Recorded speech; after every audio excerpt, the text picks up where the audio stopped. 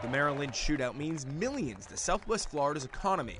But forget about the people coming to see the PGA superstars. The real stimulus comes from guys in the parking lot. We roll in these offices, the 2 trailers you see here. We have that. We have furniture, food for the crew. NBC Sports spends a week setting up for their weekend television coverage, filling 600 room nights at local hotels, renting about 75 cars, and tons of production gear too.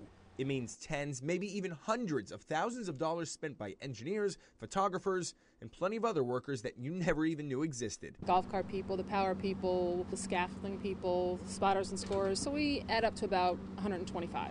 Even more important to Southwest Florida than the money NBC spends while it's here are what its crews are doing while they're here behind these closed doors. Take Chris. Replay and tight shot club on the ball. Welcome back. Now here's a look at 2 of them. This is the event of the year where we get network television coverage. If we tried to buy that much airtime on the network, we'd have to spend over $3.6 million. That's 80% more than the Convention and Visitors Bureau spends in an entire year on advertising. You want to go back live to it? Go back live to it. Even better, Collier County supplies NBC with helicopter video they can use going to and from commercial breaks. When people see people enjoying the golf course, it plants a seed in their mind. I'd love to go stay at that resort and play on Greg Norman's golf course and look at that great beach. It's the only kind of seed growing up north these days. One Southwest Floridians hope grows into big things down here sometime next year.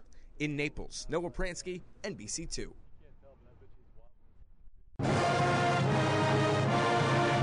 This is a Gulf Coast High School marching band, one of the largest in the state of Florida. I don't want to brag, but I'd say our band is pretty good. Tonight they showed how good they are in a rivalry football game against Barron Collier. We're a huge band, we're all really close, and it's just one big family. It's awesome. Tonight was a good warm-up for the family of 351 members. And tomorrow in Disney's going to be a lot of fun. The marching band will head to Orlando to perform in the Disney Dreams Come True parade. It's our 9th year performing for Disney. The band director says that's been made possible by raising money and community support. Help Molly find her trumpet. He's been leading the Sharks at Gulf Coast for nearly a decade. This is nothing new to him. But for the 2 drum majors, it will be the first time leading the band in the huge parade. Making sure the song's the right tempo, making sure the band is together, making sure they're starting and stopping in the right places, making sure the halts are called at the right times, just basically maneuvering 351 kids down a street in Disney. It's a huge weekend. This weekend is the kickoff for a statewide tour. In November, the band will perform during the halftime show at a Miami Dolphins football game. And the Shark Band will head to Universal Studios for the Macy's Christmas Parade in December. I'm very excited. A busy schedule ahead for the Sharks, so look out. This band will rock the state going into next year. Joshua Landon, ABC 7 News. Traffic on Fort Myers Beach isn't just backed up on the boulevard, the bridge, and the beach. It's busy at the real estate offices, too.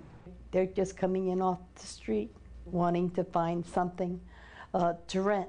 Despite the worldwide recession, this Century 21 is seeing more and more people pulling in with money to spend.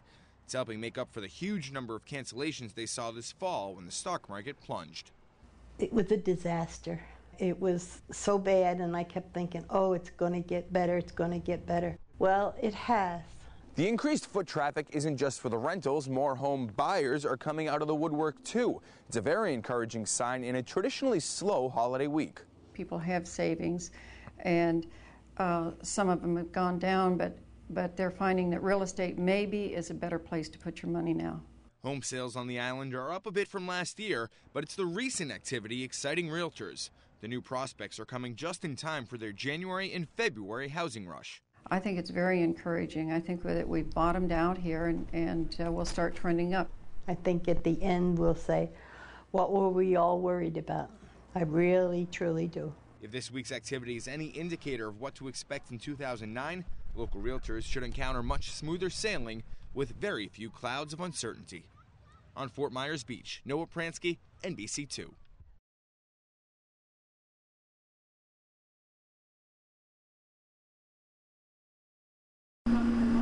This AC unit could be your child's ticket to getting high. The valve comes right off. Inside, all the Freon you can huff. You cannot always know what your kids are doing. Mona Casey's 15-year-old son Charles died huffing the refrigerant 2 years ago. Very easy access to something that was very dangerous, that should have been kept out of reach of children a long time ago. So Casey began her crusade to change it. This week her efforts paid off.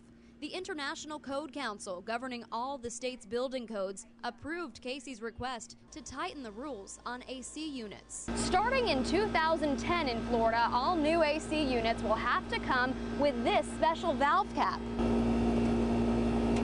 And it can only be taken off with this special tool. The move makes it nearly impossible for kids to get into. It's a major accomplishment, major. Collier County's building director has never heard of an average citizen able to change the nation's building code. I'm shocked. I'm very surprised, and I'm very happy that she was able to do what she did. He thinks it's going to save lives. Too late for this mother, but now she knows her son is helping others. In Naples, Anna Manuel, NBC2. Card receipts and more, hundreds of them thrown out behind a North Naples business. On them, lots of numbers that could make a lot of problems for you. Dustin Chase is live with our exclusive investigation tonight. Dustin. Hi, Chris. The proof is all right here. A job application. Inside, you can see someone's social security number. Here's a receipt with the credit card number still attached. Now, we don't know who's... At least no one is taking responsibility for this, but OfficeMax is written all over it. Yeah, that's major liability for identity theft there. What may look like only garbage upon closer examination could mean a nightmare for many. I'd be very upset if that was... I'd be extremely, extremely upset. As soon as we walked around this Costco, we found several sensitive documents in this pile of trash. Sensitive like applications for employment, including social security numbers. And there were receipts worth more than $30,000 with the credit card number printed right here. OfficeMax on airport pulling is plastered all over nearly every document. Could you just answer a couple quick questions? So we went to the store, searching for who left hundreds of identities exposed and why. Can you explain to us what out of the office? Okay. Can you explain to us what happened here? How people's social security numbers and credit card numbers were exposed today? Out of the store, no comment. With that, we left. 066. And after trying to get comment from OfficeMax headquarters several times, the best answer we got is they will investigate. Oops. We tried contacting several of the hundreds whose information was carelessly tossed behind a business with no success. Customers of OfficeMax say they'll think twice before shopping here again. With full credit card numbers? Take a look. Oh my God. And by the time we got back from OfficeMax, this empty parking lot is all we could find. So where the information, identities of hundreds of people went, we cannot confirm. Now, OfficeMax says their policy is to shred any type of document that has any sensitive information, but obviously that did not happen. Of course, we're going to keep digging for answers on to how this happened. We're live tonight in the Collier County Newsroom. I'm Dustin Chase, Wink News Now. All right, Dustin, let us know what you find. Thank you. From one day to the next, reporters never really know what they're getting into. What would I need a parachute for? And Friday, it was a refurbished T-6 Texan from World War II. It was the aircraft in which all the pilots learned their advanced flying, such as air-to-air combat, dive bombing, and how to land on aircraft carriers. Photojournalist Bob Frank and I were about to experience that firsthand, but not before a lot of pre-flight preps Might want to turn it It's upside down. and jokes they use 3,000 times a year. and kind of flop out on that side.